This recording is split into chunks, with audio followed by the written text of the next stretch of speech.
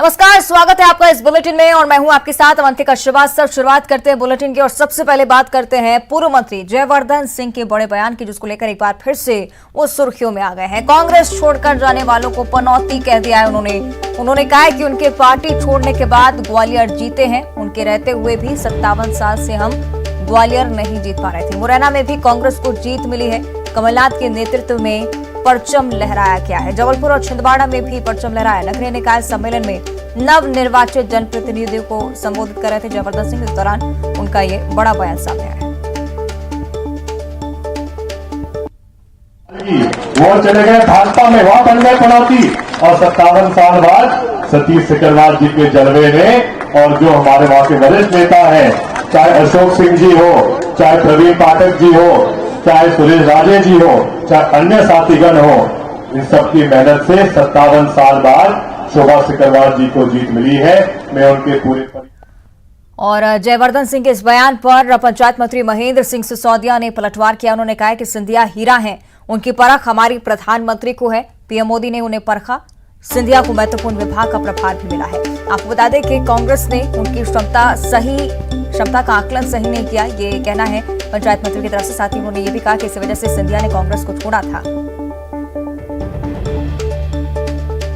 तभी तो आज कांग्रेस की ये स्थिति है कि हीरे में और पनौती में फर्क नहीं कर रहे हैं। यही कारण तो है कि कांग्रेस गर्त में जाती जा रही है। जो हीरा है वो हीरा रहेगा, चाहे वो कांग्रेस में था तब भी हीरा था और आज भारतीय जनता पार्टी में तो भी हीरा है। और इस क्षेत्र की जनता के लिए ज्योतिरादित्य सिंधिया जी कोहिनूर हीरा से कम नहीं है। और यही कारण है कि कांग्रेस पार्टी, जिसने हीरे की कदर नहीं जानी, क्योंकि कांग्रेस में जौहरी नहीं है, और वही प्रधानमंत्री नरेंद्र मोदी और भारतीय जनता पार्टी ने जौहरी के कदर मानते हुए उस हीरे की परख की और आज भारतीय जनता पार्टी के प्रमुख नेता के रूप में महाराज ज्योतिरादित्य सिंधिया जी उभर रहे हैं। तो आपने सुना पंचायत मंत्री महेंद्र सिंह सिसोदिया का बयान। जयवर्धन सिंह के बयान पर पलटवार करते हुए उन्होंने बताया है कि सिंधिया हीरा है, उनकी परख हमारी प्रधानमंत्री को है। क्योंकि जयवर्धन सिंह की तरफ से कहा गया कि 57 साल से सिंधिया कांग्रेस में थे, इसकी वजह से हम ग्वालियर नहीं जीत पाए।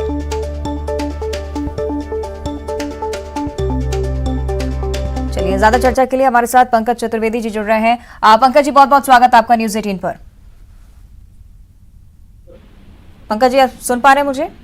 जी, आपकी आवाज आ रही, बहुत बहुत धन्यवाद। जी, जयवर्धन सिंह का ये बयान 57 साल से इसलिए नहीं जीत पाए ग्वालियर क्योंकि सिंधिया कांग्रेस में थे, क्या कहेंगे?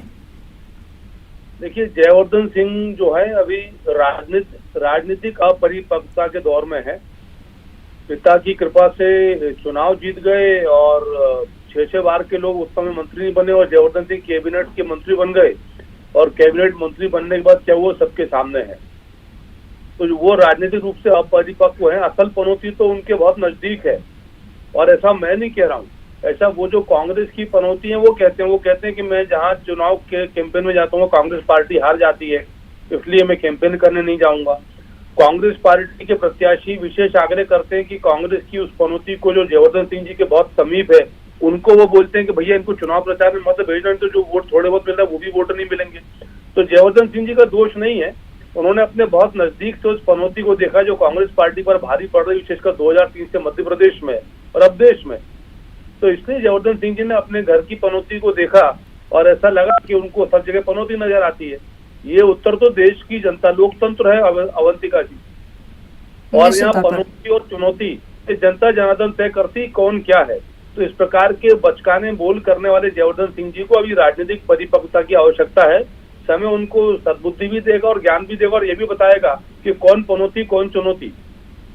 ठीक है पंकज जी, कांग्रेस का भी रुख समझ लेते हैं। हमारे साथ अजय सिंह यादव जी जुड़ रहे हैं। अजय जी, बहुत बहुत स्वागत है आपका। निश्चित तौर पर जयवर्धन सिंह का बयान आपने सुना होगा, क्या कुछ कहेंगे? देखिए, पूर्व मंत्री जयवर्धन सिंह जी नगरीय प्रतिनिधियों के सम्मेलन को संबोधित कर रहे थे, जिसमें उन्होंने एक उदाहरण दिया जो कि बिल्कुल सही दिखाई देता है। पनौती वो होता है जिसकी वजह से, जिसकी किस्मत से बार बार नुकसान हो। ज्योतिरादित्य सिंधिया जी कांग्रेस में रहे, लगातार ग्वालियर की नगर निगम कांग्रेस हारती रही, सारी परिस्थितियां होने के बाद भी, और भारतीय जनता पार्टी लगातार ग्वालियर में जीतती रही बिना सिंधिया जी के, जबकि सिंधिया अपने आप को बहुत बड़ा नेता कहते हैं। लेकिन सिंधिया जी उसी भाजपा में चले गए। उसके बाद कांग्रेस ने ग्वालियर मुरैना की नगर निगम जीती। तो यह तो सिंधिया जी के साथ जुड़ा हुआ एक ऐसा फैक्टर है जो स्पष्ट दिखाई दे रहा है, और आम बोलचाल की भाषा में ऐसी चीजों को पनौती कहा जाता है। उन्होंने सिंधिया जी के लिए नहीं कहा, उन्होंने आम बोलचाल की भाषा में जो कहा जाता है कि किसी की किस्मत के साथ ऐसा होता है, तो जो सामने दिख रहा है वो तथ्य सामने है। इसलिए जयवर्धन सिंह जी ने अपनी बात कही, जो कि बिल्कुल ठीक प्रतीत होती है। ठीक है, जवाब ले लेते हैं पंकज जी। देखिए, मैंने भी यही कहा कि जयवर्धन सिंह ने तो कहा, पर यहाँ तो प्रमाणित है कि 2003 से जो नारा चला एक मध्य प्रदेश में, और उन्होंने स्वयं कहा है जो कांग्रेस की पनौती है, ऐसा मैं नहीं कह रहा हूँ, स्वयं अक्सर बोलते हैं मंच पर कि मैं कैंपेन करने नहीं जाऊंगा, क्योंकि मैं कैंपेन करने जाता हूँ कांग्रेस पार्टी चुनाव हार जाती है। और 2003 में जब वो चुनाव हारे तो उन्होंने कहा कि 10 साल तक मैं कोई पद नहीं लूंगा।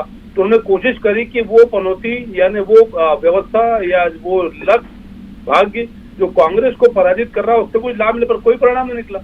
तो इसीलिए मैंने आपसे आग्रह किया अवंतिका जी कि जनता जनार्दन है, लोकतंत्र है, और जनता तय करेगी कौन पनौती कौन चुनौती।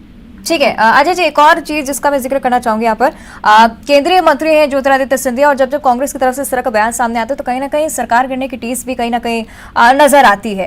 क्या इसको लेकर कुछ कहना चाहेंगे? क्या इस तरफ इशारा उनका? देखिए, पंकज जी ने दिग्विजय सिंह जी का उल्लेख किया, मैं एक चीज जरूर बोलना चाहूंगा। 2003 के बाद 2018 में दिग्विजय सिंह जी के सामूहिक नेतृत्व के साथ मध्य प्रदेश में कांग्रेस की सरकार बनी थी, जो कि खरीद फरोख्त की वजह से भाजपा ने अपनी बना ली।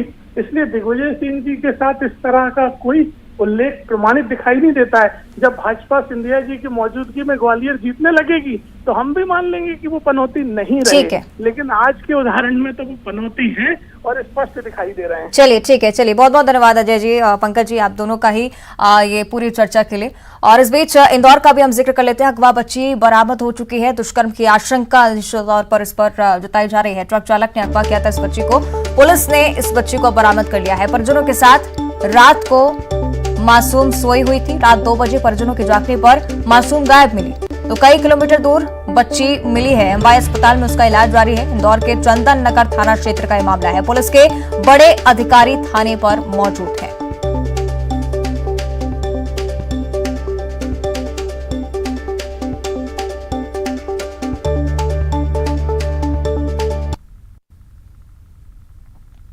ट्रक चालक है और बीच बीच में कभी उसके यहाँ आता था।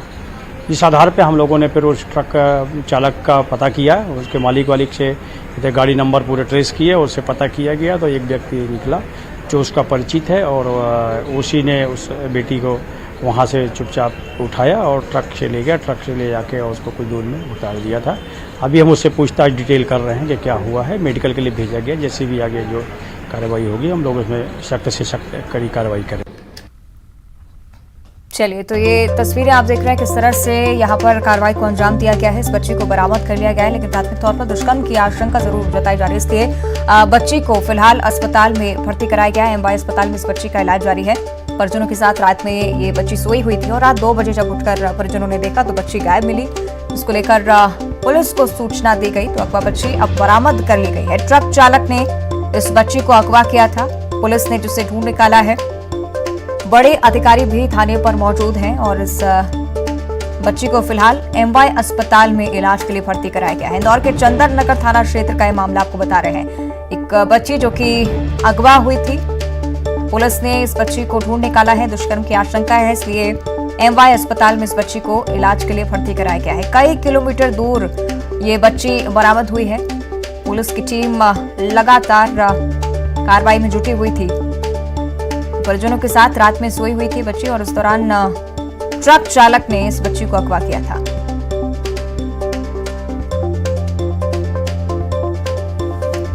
तो इंदौर का ये मामला है। अगवा बच्ची अब बरामद कर ली गई है। दुष्कर्म की आशंका जताई जा रही है। ट्रक चालक ने इस बच्ची को अगवा किया था, लेकिन बड़ी सफलता पुलिस के लिए कि इस बच्ची को ढूंढ लिया गया।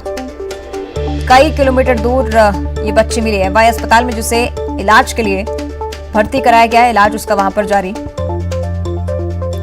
और आपको बता दें कि पुलिस के तमाम बड़े अधिकारी भी थाने पर मौजूद हैं। लगातार अपडेट इस बच्ची को लेकर दिए जा रहे हैं।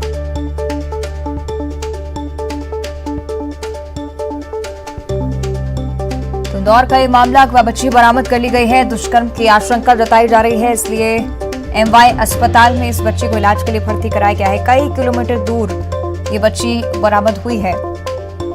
ट्रक चालक ने इस बच्ची को अगवा किया था।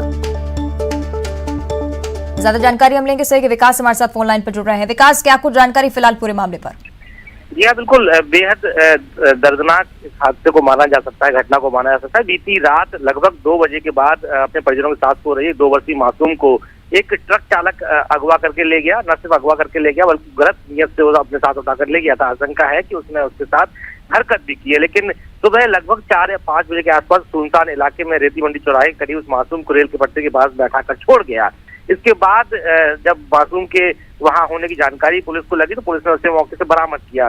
अब पुलिस पूरे मामले की पड़ताल में जुटी हुई है। जानकारी है कि जो मासूम बच्ची है उसका स्वास्थ्य परीक्षण फिलहाल किया जा रहा है। पुलिस उसके साथ उसके स्वास्थ्य परीक्षण कर रही है। इसके अलावा साथ साथ जो आरोपी उसे हिरासत में ले लिया गया है। जानकारी है कि जो आरोपी है वो बच्ची के परिजनों से पूर्व में परिचित था, ट्रक चालक है। और रात के वक्त जब वह चंदन नगर इलाके में पहुंचा तो उससे पहले ट्रक खड़ा किया और उस मासूम को अपने साथ अगवा करके ट्रक में ही बैठा कर ले गया और काफी दूर ले जाने के बाद उस मासूम को एकांत में छोड़कर चला गया। पुलिस पूरे मामले की अब जांच पड़ताल में जुटी हुई है। चंदन नगर थाना क्षेत्र का मामला है। अब से कुछ देर पहले डीसीपी के साथ साथ और पुलिस के बड़े अधिकारी मौके पर पहुंचे और पूरे मामले की अब बारीकी से परीक्षण कर रहे हैं। ठीक है, शुक्रिया आपका विकास इस जानकारी के लिए। और न्यूज 18 मध्य प्रदेश छत्तीसगढ़ का दबदबा कायम है। मध्य प्रदेश छत्तीसगढ़ में एक बार फिर से चैनल नंबर 1 बन चुका है। 28.2% मार्केट शेयर के साथ news 18 Madhya Pradesh Chhattisgarh number 1 position पर। दर्शकों के प्यार और विश्वास के लिए हम लगातार शुक्रिया कर रहे हैं, लेकिन एक बार फिर से आपने मुकाम दिया, इसलिए बहुत बहुत धन्यवाद। मध्य प्रदेश छत्तीसगढ़ एक बार फिर से दोनों ही राज्यों में टॉप मोस्ट पोजीशन पर। न्यूज 18 मध्य प्रदेश छत्तीसगढ़ का दबदबा कायम। 28% मार्केट शेयर के साथ एक बार फिर से नंबर 1 पोजीशन पर न्यूज 18 एमपीसीजी।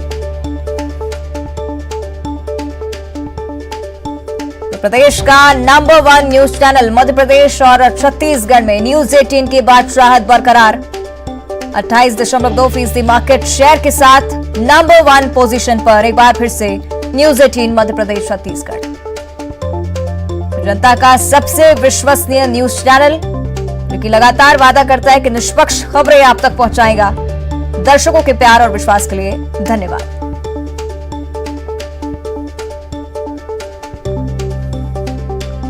और अब देखिए खबरें सुपरफास्ट अंदाज में।